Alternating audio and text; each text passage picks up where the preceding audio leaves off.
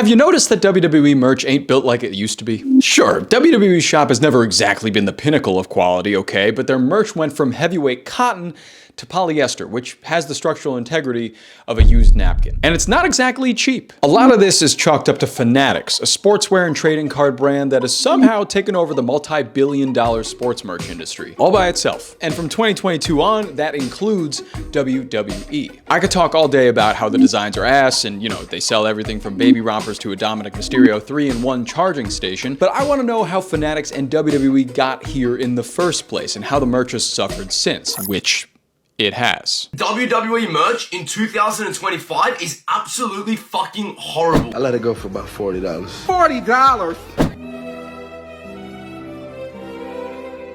I thought the Fanatics Nike collab couldn't get any worse for the MLB. They come out with this shit. Hey, I am calling upon you to take action and boycott Fanatics with me. The material that Fanatics use to make these shirts, it's thin as fuck. So first, what the hell is Fanatics and how did it get to make all this junk? Fanatics started up as an online retailer selling sports merchandise like cards, jerseys, and hats, basic fan gear. They weren't flashy, but they were good at online sales and e-commerce. And at first, Fanatics didn't exactly have much to sell anyways. Founder Michael Rubin, though, noticed that competitors like Topps made trading cards to sell them to distributors, to then sell them to retailers, that would then sell them to customers. And what Fanatics did was basically cut out all the Malcolms in the middle. Instead of just selling products, Fanatics made deals with the big leagues, NFL, NBA, MLB, NHL, to manufacture and sell the gear directly. That never happened before.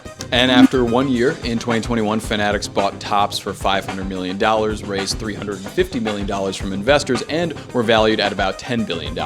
Yeah, not bad. That brings us to 2022, when WWE was the latest sports company to announce a long-term partnership with Fanatics. So from this deal, Fanatics promised to revamp WWE's e-commerce and live event merch, basically take over everything, from t-shirts to trading cards and even NFTs when those were relevant. The apes and shit, the one. Now, if you want to buy any WWE official merch, like this CM Punk mouse, aka Click Me Punk, you will have to go through Fanatics to buy it, and that's on wweshop.com or through the Fanatics site itself. The selection is essentially the same. So like with all other sports organizations, Fanatics essentially monopolized the merch market for the WWE. And by 2023, Fanatics was running merch booths at WrestleMania and other major events for the company. And they were pulling a 20% increase on profits. That's a lot of money. But that timing is really crucial. This partnership expanded significantly in 2023, right around when TKO was formed with the merger of WWE and UFC under Endeavor Group. So TKO went public in September of 2023, and suddenly, there was a massive pressure to maximize revenue and cut costs.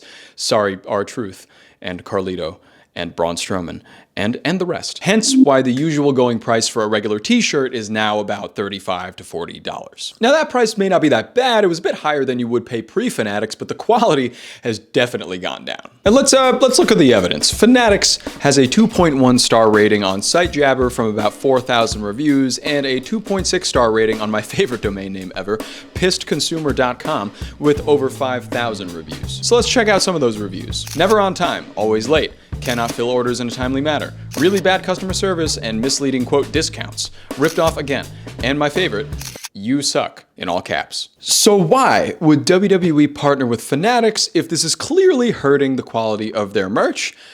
Well, here comes the money.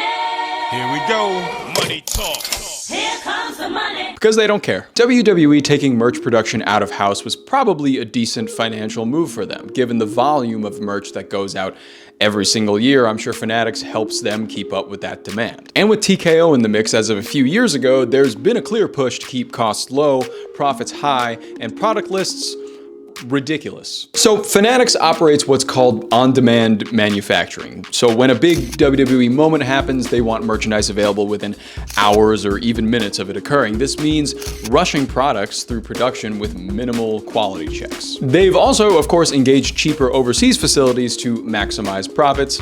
That'll be fun with the tariffs, won't it? But the old WWE merch we know and love was often produced by the WWE itself or specialized sports apparel companies with decades of experience. And now now it's all kind of funneled through Fanatics' mass production system coming out of who the hell knows where in China. WWE essentially traded quality control for guaranteed revenue. Under their deal with Fanatics, WWE gets a percentage of all sales, but doesn't exactly have to manage inventory, production, or customer service, really. It's a pure profit for WWE, but fans are paying the price, literally.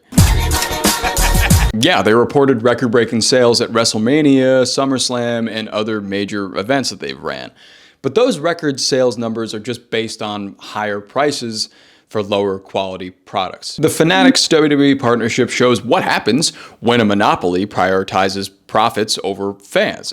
You know, until WWE faces real consequences for the assy quality of their merch, though, nothing's gonna change. Wrestling fans are just the latest in the sports adjacent world to join in on what everybody in sports already knows. Fanatics kind of blows. But aside from all that negativity, maybe we should all buy wrestling merch from an entity that actually cares about it and puts a lot of work into it. Or you could just spend $700 on a custom John Cena Championship spinner title. How about that? Actually, how about that? But, you know, whatever floats your boat. Anyways, I hope you learned something today, everybody. Have a great week, and on your way out, give me the old... Ooh, chavo!